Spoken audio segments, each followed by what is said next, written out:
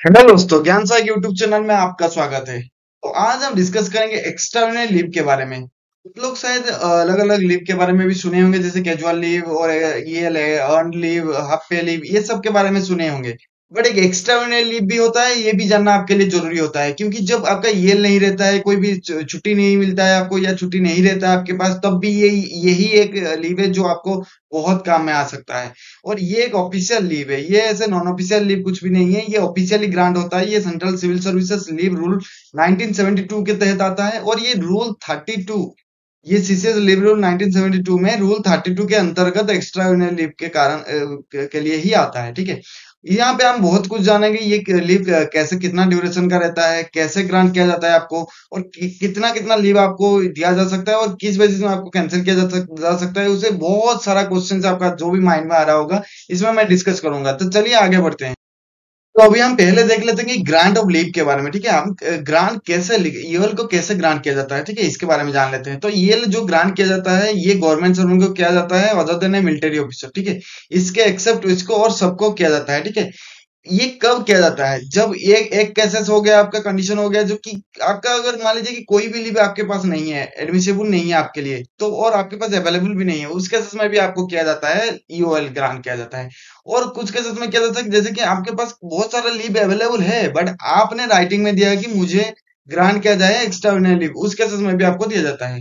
यहाँ पे एक नोट करने वाला बात है कि मान लीजिए कि वो ईएल है ना, मान लीजिए कि आपने वॉलंटरी रिटायरमेंट के लिए अप्लाई किए हैं, और आप नोटिस पीरियड में हैं, तो उस केसेस में, और या आप मान लीजिए कि रिजाइन दे चुके हैं और आप नोटिस पीरियड में, उस केसेस में आप कंकरेंटली आपको ईएल ईओएल उसमें अवेल नहीं कर सकते। उस केसेस में आपको सर्टन आपको रेस्ट्रिक्शंस है।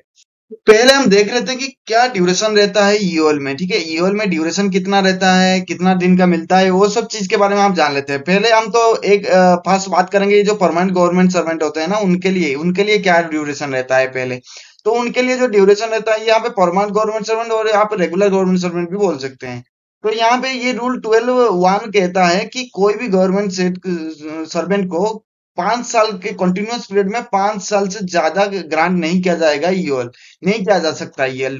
ठीक है, अगर मान लीजिए कि आप एब्सेंस फ्रॉम ड्यूटी है, विदाउट लीव जो भी है, आपने अगर कंटिन्यूअस पीरियड अगर 5 साल से ज्यादा हो गया, तो उसमें वो गवर्नमेंट सर्वेंट का जो लीव है ना, मतलब जो सर्विस है ना, उसको ये डीम्ड माना जाएगा कि ये भाई रिजाइन कर दिया है गवर्नमेंट सर्विस से। तो ये चीजें रहता है आपको, अगर मान लीजिए कि आपको याद रखना है कि 5 साल से ज्यादा उसको नहीं लेना है कंटिन्यूअस पीरियड में। ठीक है, तो यहाँ पे हम अगर वहां पे देखें कि हम परमानेंट गवर्नमेंट सर्वेंट के लिए, तो यहाँ पे देखते हैं हम टेम्पोररी गवर्नमेंट सर्वेंट के लिए क्या रूल है। ये रूल 32(2) में अंतर्गत आता है।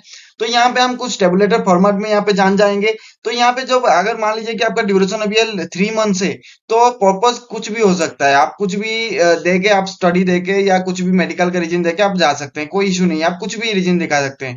और लेंथ ऑफ रेगुलर सर्विस उसमें कुछ एप्लीकेबल नहीं होता है। ठीक है, और कुछ भी रिक्वायरमेंट्स भी नहीं है। ठीक है, अदर रिक्वायरमेंट्स कुछ भी नहीं है आपको। बट अगर आपने मान लीजिए कि ड्यूरेशन ऑफ ईएल आपका 6 मंथ लिखे हैं आप, तो ये मेडिकल ग्राउंड में आप जा सकते हैं। ठीक है, और लेंथ ऑफ रेगुलर सर्विस, ये मिनिमम 1 साल का आपका सर्विस होना चाहिए। और ये मेडिकल सर्विस सर्टिफिकेट आपको जरूरी होगा, मेडिकल सर्टिफिकेट लगा के आप जा सकते हैं। ठीक है, और सी जो था, ये जो सी पॉइंट था, ये डिलीटेड हो गया। ठीक है, ये डिलीटेड हो गया ये जो ऑफिशियली जो आपका लीव रूल्स है उसमें से डिलीटेड हुआ, तो इसलिए डिलीटेड यहाँ पे लिखा गया है।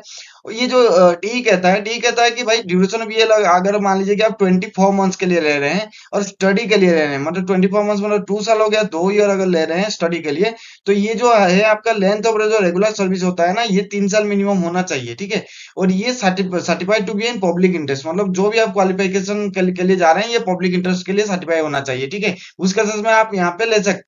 तो यहाँ पे देखेंगे कि ई क्या कहता है। ई कहता है कि आप अगर 18 मंथ का अगर ड्यूरेशन में ले रहे हैं, तो फिर ये मेडिकल पर्पज, जो अगर मेडिकल है, तो आपका length of regular service minimum 1 year होना चाहिए। और ये जो रिक्वायरमेंट दिया है ना, ये जो पल्मोनरी ट्यूबरकुलोसिस दिया है, और ट्यूबरकुलर ओरिजिन इन रेकग्नाइज्ड सैनिटोरियम, ये सब केसेस में आप इसमें ले सकते हैं, ये मेडिकल सर्टिफिकेट दे के ले सकते हैं। और ये सब अगर होता है, तो इस केसेस में आप 18 मंथ तक, मतलब 1.5 साल तक आप ले सकते हैं। ये जो भी ये चीजें लिखा है ना, यहाँ पे आप देख लीजिए उसको।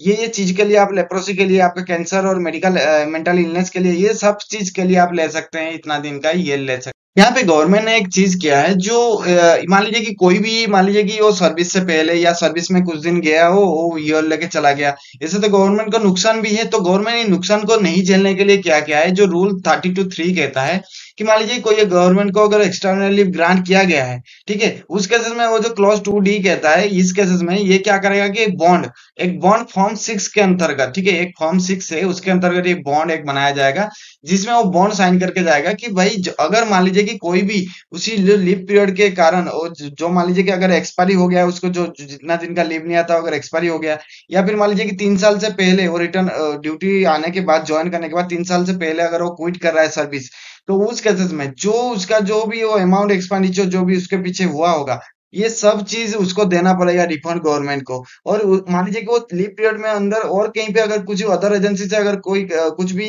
पैसा ले रहे थे उसी कारण, तो उसको भी इंटरेस्ट के तहत उसको रिटर्न करना पड़ेगा, ठीक है।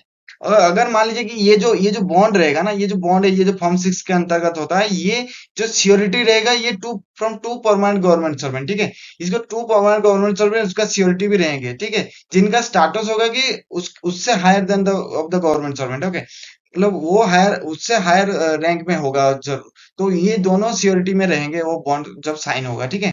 यहाँ पे एक अच्छा चीज मेंशन किया है, जो रूल 32(4) कहता है, ये बहुत लोगों के लिए जरूरत है, जो मेनली जो अपेयर करना चाहते हैं या कोई भी एग्जाम जो सर्विस में रह के, या फिर कुछ ऐसे है कि जो कि वो आगे बढ़ना चाहते हैं, उनके लिए बहुत ही अच्छा स्टेटमेंट है। जो अगर मान लीजिए कि आप अगर SC ST में बिलोंग करते हैं, तो उस केस में आपके लिए बहुत अच्छा चीज गवर्नमेंट लेके आए हैं, जो प्री एग्जामिनेशन ट्रेनिंग आपका होता है ना, ट्रेनिंग कोर्स होता है। कोई भी आप अगर एग्जाम मान लीजिए कोई डाले हैं, उसका जो प्री एग्जामिनेशन ट्रेनिंग कोर्स होता है सेंटर में, जो सेंटर नोटिफाई करता है बाय द गवर्नमेंट, तो ये जो ग्रांट किया जाता है उस केसेस में वो आपको एक्स्टर्नल लीव ग्रांट किया जाएगा हेड ऑफ डिपार्टमेंट के द्वारा। ये रिलैक्सेशन है आपको, ये जो प्रोविजन है सब रूल 2 के कारण ये रिलैक्सेशन आपको दिया गया है। तो ये एक बेहतरीन चीजें हैं, जो आपको लीव ज्यादा आपका वेस्ट ना होके ये चीजें आपको ग्रांट किया जा सकता है।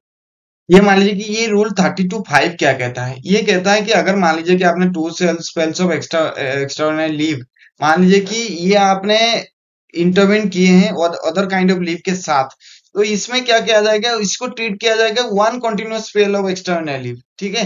इस चीज को आप ध्यान दीजिएगा। और रूल 32(6) क्या कहता है, रूल 32(6) कहता है कि जो अथॉरिटी है ना, ये कॉम्पिटेंट है टू ग्रांट लीव, ठीक है। और ये क्या कर सकता है, ये कॉमोड भी कर सकता है रेट्रोस्पेक्टिवली। ये जो भी पीरियड आप एब्सेंस रहेंगे ना without leave into extraordinary leave, ये आपको बिना बताए, और आपको जो पीरियड ऑफ एब्सेंस रहेगा ना उसको भी वो कम्यूट कर सकता है रेट्रोस्पेक्टिवली, ये ग्रांट किया जा सकता है, वो EOL के कारण वो ग्रांट किया जा सकता है, ठीक है। मान लीजिए कि आप यहाँ पे एक चीज देखिए, ये एक ऑफिस मेमोरेंडम है जो 2010 में आया था। इसमें ये लिखा गया था, DOPT का है, तो इसमें लिखा गया था कि मान लीजिए कि आपका अगर मान लीजिए qualifying service less than 6 month है, ठीक है, on account of EL without medical certificate, क्योंकि 6 मंथ में आप देखे होंगे मैं वहां पे बोला था कि विदाउट मेडिकल सर्टिफिकेट है। तो ये अगर 5 जुलाई ऑफ प्रीवियस ईयर, मान लीजिए कि आप 5 जुलाई ऑफ प्रीवियस ईयर गए थे, मान लीजिए कि 2023 में गए थे, तो till the 30th June of this years, मतलब 2024 में मान लीजिए कि तब तक उसके अंदर आपने अगर 6 मंथ लिए हैं, तो ये अंडर कंसिडरेशन जो रहेगा ना, ये आपका इंक्रीमेंट जो है ना, इसको पोस्टपोन कर सकता है, ठीक है। ये 5 जुलाई ऑफ द नेक्स्ट, मतलब 2025 तक, 5 जुलाई तक के टाइम ही आपका इंक्रीमेंट लगेगा, ये डिले कर देगा आपका इंक्रीमेंट, क्योंकि इंक्रीमेंट लगने के लिए भी आपको कंटिन्यूअस सर्विस चाहिए, ठीक है। इसमें बहुत लोगों का क्वेश्चन रहता है कि ये जो ऑफिस मेमोरेंडम है, यहाँ पे मैं 1986 का लगाया हूँ, तो यहाँ पे बहुत लोगों का क्वेश्चन रहता है कि भाई जो EL ग्रांट किया जाता है ना, ये ब्रेक इन सर्विस में आ जाता है या फिर ये क्वालिफाइंग सर्विस होता है, उसमें सर्विस काउंट होता है कि नहीं। तो गाइस, ये सर्विस काउंट होता है, इसमें ये सर्विस काउंट होता है, पेंशन के लिए और इंक्रीमेंट के लिए भी होता है, ठीक है। और ये जो EL ग्रांट किया जाता है ना, ये कब ग्रांट किया जाता है, जैसे कि आपने मान लीजिए कि आपने कोई लीव नहीं है आपका, और आपने मान लीजिए कि सिविल कमीशन जो भी आपका हुआ है, जो कि आपका तोड़ फोड़ कुछ हुआ है, उसके वजह से आपने ज्वाइन नहीं कर पा रहे हैं, यार आपने रिज्वाइन ड्यूटी किए हैं, उसके लिए केसेस में भी आपको ये चीजें काउंट किया जाएगा, आपका जो क्वालिफाइंग सर्विस है। और ये किसको ग्रांट किया जाता है, आपने अगर मान लीजिए कि हायर टेक्निकल और साइंटिफिक स्टडीज करने के लिए जा रहे हैं, तो उस केसेस में भी आपको EOL ग्रांट किया जाएगा, ठीक है। तो इसीलिए बेफिक्र रहिए आप। EOL के बारे में अगर कुछ भी डाउट है, तो फिर आप जरूर आप उसको कमेंट करिएगा। तो अगर आपको अच्छा लगा वीडियो, तो फिर लाइक, कमेंट एंड सब्सक्राइब कर दीजिए। आप जरूर सब्सक्राइब करिए, क्योंकि सब्सक्राइब करने से और बेल आइकन दबाने से ही आपके पास नोटिफिकेशन जाएगा। और आप कमेंट करिए, कमेंट करने से मैं ये जानूंगा आपको अगर कुछ में मन में डाउट है या कोई वीडियो के ऊपर आप जानना चाहते हैं, तो फिर आप कमेंट करने से वो सजेशन दीजिए मुझे, तब जाके मैं आपके ऊपर वीडियो भी बनाऊंगा, और आपका जो भी कमेंट होगा उसको आंसर भी, रिप्लाई भी दूंगा आपको।